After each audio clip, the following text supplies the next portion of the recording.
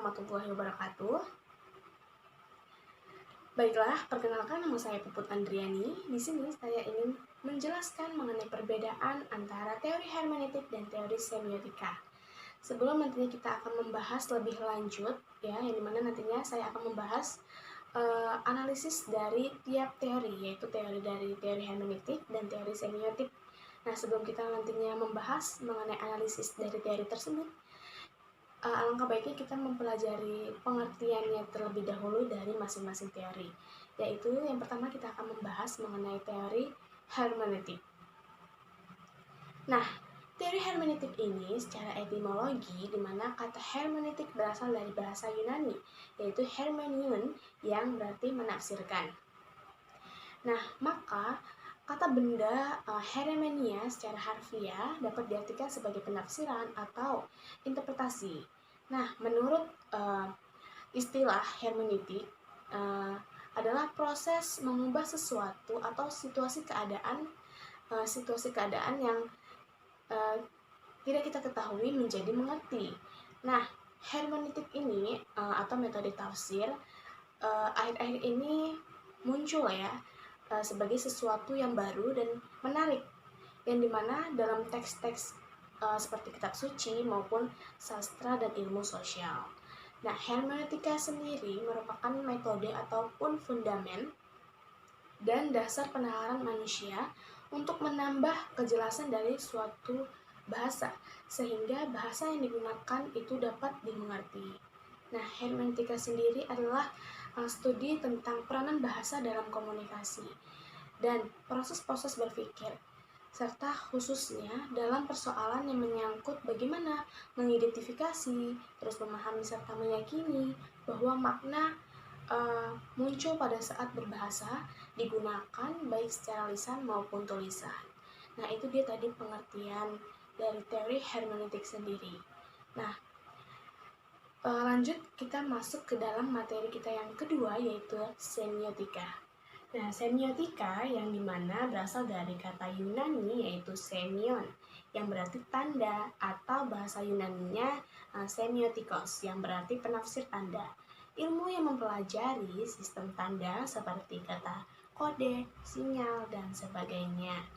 Teori filsafat umum yang berkenaan dengan produksi tanda-tanda dan simbol-simbol sebagai bagian dari sistem kode yang digunakan untuk mengkomunikasikan informasi. Nah, semiotika merupakan analisis yang digunakan untuk mencari makna dalam sebuah tanda. Nah, pendekatan semiotika yang digunakan peneliti pada penelitian ini adalah semiotika dari Ferdinand de Saussure.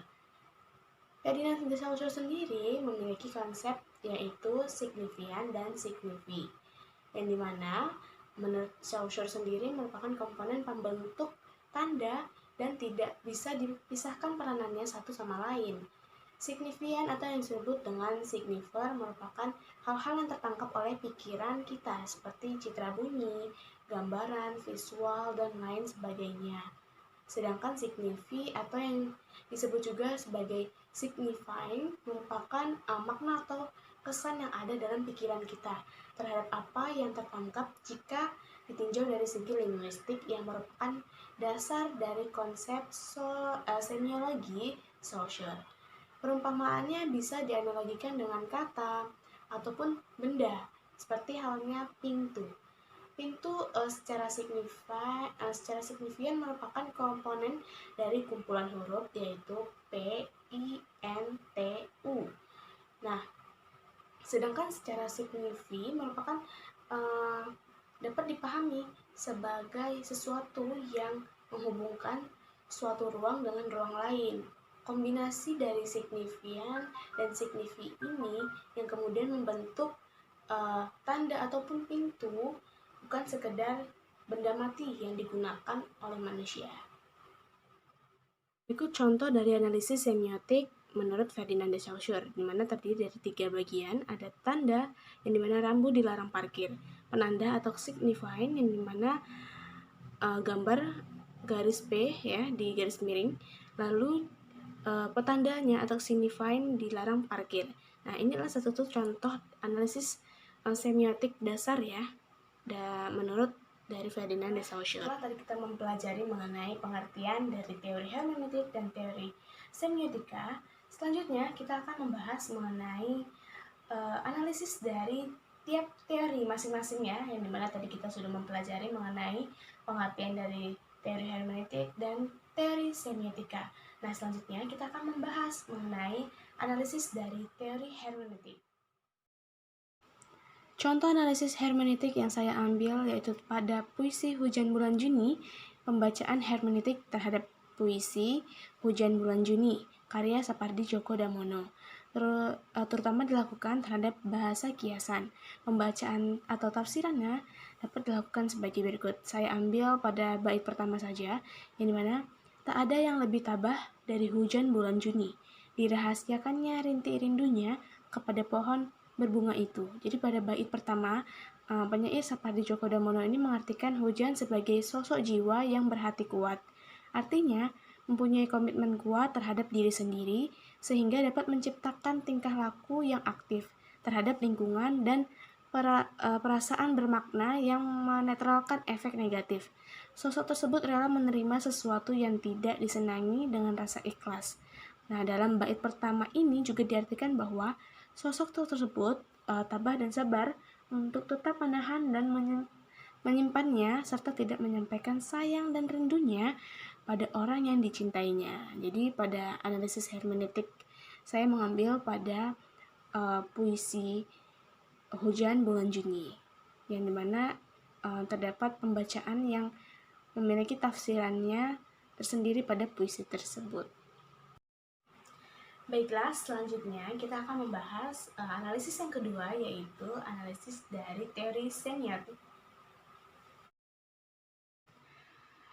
Analisis puisi yang berjudul Di Masjid dengan Kajian Semiotik, di mana Marshall Easton dalam bukunya Memahami Puisi dengan Kajian Semiotik memberikan petunjuk bahwa langkah pertama dalam memahami puisi adalah dengan memahami judulnya. Ayat masjid misalnya dikaitkan dengan citra sebagaimana masjid merupakan tempat di mana hamba melakukan interaksi dengan Tuhannya pada khususnya. Nah, dalam sajak Di Masjid karya Chairul Anwar merupakan ungkapan perasaan yang diungkapkan oleh penyair puisi itu dapat dianalisis sebagai berikut, yang dimana masjid sebagai tempat beribadah orang-orang muslim. Nah, pada bait pertama, yang dimana kusuruh saja dia sehingga datang juga. Nah, ini maksudnya itu dimana tempat masjid tadi itu adalah tempat beribadah orang muslim. Pengarang melakukan ibadah pada saat-saat tertentu, pada saat-saat tersebut dia berdoa dengan menyebut Tuhannya, kemudian ia merasakan kedatangan rahmat Tuhan menghampirinya. Nah, hal tersebut digambarkan oleh pengarang, ya. Selanjutnya pada bait kedua, yaitu kami pun bermuka-muka. Nah, maksudnya itu menggambarkan seseorang yang sedang melakukan ibadah di masjid tersebut, merasakan Tuhan seakan-akan berada di hadapannya. Nah, di bait selanjutnya, yaitu seterusnya, ia bernyala-nyala dalam dada, segala daya memadamkannya, bersimpu peluh diri, tak bisa diperkuda. Nah, hal ini menunjukkan atau menggambarkan kehadiran Tuhan yang ada pada seseorang hamba, hingga dalam hati hamba tersebut bahkan kehadiran Tuhan yang sangat kuat hingga tak satu pun dapat menghalangi, sehingga hamba tersebut lemah, terkulai dan tak mampu untuk melawan kekuatan Tuhan.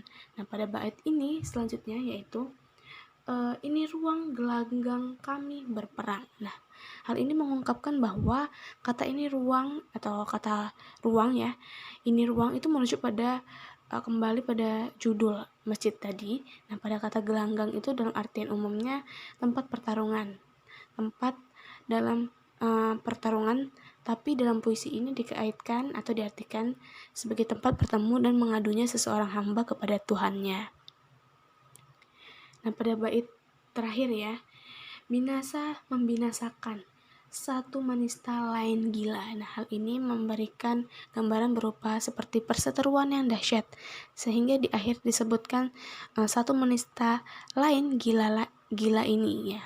satu penista ini menggambarkan Tuhan menyalahkan pemikiran hamba yang menyimpang, dan karena mendapat penistaan dari Tuhan, maka hamba merasakan rasa bersalah yang amat dalam, sehingga membuat dia tertekan dalam kesalahan yang mendalam dan menjadi frustasi. Nah, itu dia tadi salah satu analisis puisi dengan kajian semiotik. Itulah tadi penjelasan saya mengenai perbedaan teori hermeneutik dan teori semiotik, yang mana kita tadi sudah membahas pengertian dari masing-masing teori hermeneutik dan teori semiotika, dan kita juga sudah membahas analisis dari teori hermeneutik dan teori semiotik. Nah, jadi dari kedua teori tersebut dapat ditarik kesimpulan yang dimana teori hermeneutik ini tidak hanya dipakai dalam bidang sastra saja, melainkan dalam bidang ilmu yang diantaranya teologi dan filsafat ya. Nah, definisi hermeneutik terus berkembang secara luas, dan dimana hermeneutika ini diartikan sebagai penafsiran metodologi filologi, pemahaman bahasa, landasan meteorologis, terus pemahaman eksistensial dan sistem penafsiran. Nah, selanjutnya dari teori semiotik, yang dimana dari teori semiotik ini muncul ketidakpuasan terhadap pendekatan struktural yang hanya terbatas pada aspek intrinsi saja. Nah, jadi teori semiotik ini hanya mempunyai kekuatan dan kelebihan utama dalam membedakan karya sastra secara mendalam. Nah, itu dia tadi penjelasan dari saya mengenai perbedaan dari teori hermeneutik dan teori semiotik. Cukup sekian yang dapat saya sampaikan. Kurang lebih mohon maaf. Wabillahi taufiq wal hidayah. Wassalamualaikum warahmatullahi wabarakatuh.